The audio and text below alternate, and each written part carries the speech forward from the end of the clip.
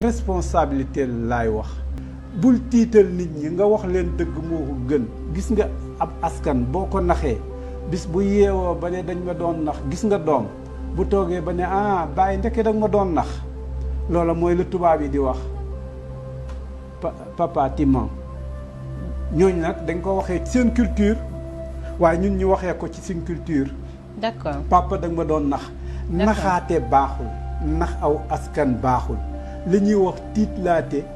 mu ñëw léegi rees ku nekk xam ne il est biñ ko waxee jur na lu positif nit ñaa ngi raxasu ñu ngi dugal plus d'hygiène ñu ngi dugal plus de nangam. ngir loolu nag ab feebar la ciy jóg waaye warulaa xañ sa dëkkandoor warulaa xañ sa dal warulaa xañ sa ngëm diini warulaa xañ rôle yi ñu distribué ko journaliste bi def liggéeyam médecin bi def liggéeyam keneen ak keneen ak keneen ku nekk def liggéeyam waaye bu ñu demee ba nga xam ne lépp liggéeyu le président général caporal je ne sais pas gendarme tout à la fois journaliste dégg nga su ko defee mooy lépp à la fois moo ñuy delloo ca lawoon ca Allemagne SS buy def sécurité ak Goebbels buy def presse su ko defee lépp du tourner ci moom bu yàggee du baax ki lay critiquer nag daf laa dimbale ci soo ko déggee waaye xeexu la bu fekkee nag dem nga ba nekk un dictateur ci sa biir yëf yi maa ko moom samay mbokk ko moom damaa falu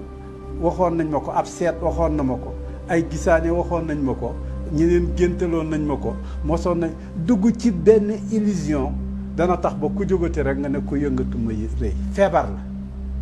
dictature feebar la dafay dal ay nit. bon ci dictature la ñu toll pour yow. ci yoonam gis nga dictature